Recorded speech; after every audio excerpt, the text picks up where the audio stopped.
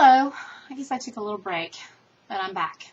My topics today are politics as well, but they're also kind of personal. Do you know how when you're a certain way, you kind of think that everybody's that way, which is kind of a dumb assumption, but we all think that way. We all think, well, I think this way, so that's normal.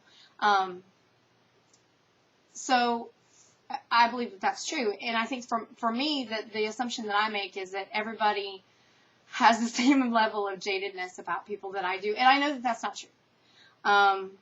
Because I watched a lot of the debate last night, and I've been watching politics for a long time, and I look at it like it is. Like, these people say a lot of things. They say a lot of things, and very few of them match up with the things that they actually do.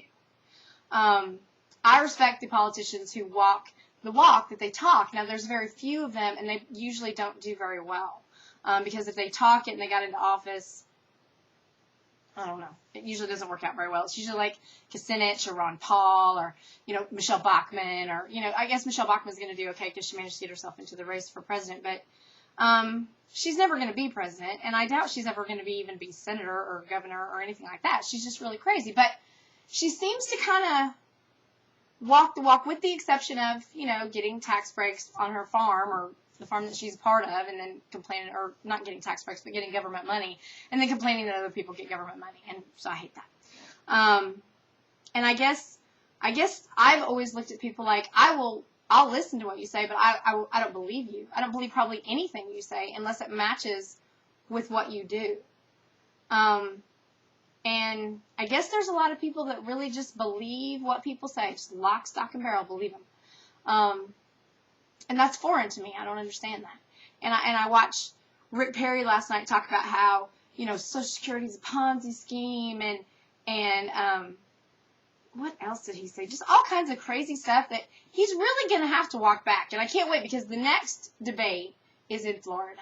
And I don't think that I think they're going to hammer him several times on that. And, if he doubles down and says, yeah, that's what I believe, then okay. But I don't think he's going to. I think his advisors are going to try to figure out how to walk that back. And I think that's going to be interesting.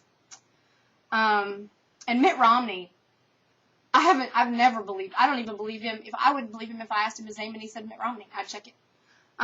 He has flipped he has folded himself into the most interesting origamical shapes to be whatever nominee he needs to be. It's wild to watch. And then, Newt Gingrich, he's just trying to sell books and CDs, and I don't know what Rick Santorum's doing up there. I really don't. And Herman Cain, I know people think that I have a lot of conspiracy theories, but I think Herman Cain is being paid to be up there. I think he's being paid by some sort of Republican group or Republican outfit that doesn't want the Republicans to look all white. Because if he wasn't up there, there is no color. There's no color. There's no brown. There's no yellow. There's no black. There's just white. Which kind of brings me around to the Tea Party, which, again, is just white. I mean, everybody likes to point to this group, that group, or this person or that person. But truthfully, God, let's be honest. The Tea Party is the Christian right. They just repackaged themselves and called them something else. So anyway, I don't understand the level of disrespect that they feel comfortable giving to the president. I don't think that I would see this kind of disrespect from representatives like Joe Walsh from Illinois, who said that he's just, he's probably not even going to listen. He doesn't care what the president said. Jim DeMint said that he isn't going to listen. David Vitter, Mr. Hooker, going to buy hookers and then run his family values, is going to be watching the Saints game instead of the president. I mean, that's nice. This is a very high level of disrespect, and it's not appropriate. And I think that people who are down for that are the same kind of people last night who applauded when Brian Williams said, Rick Perry, you presided over 230 some executions, and before he even finished the question, the audience members clapped.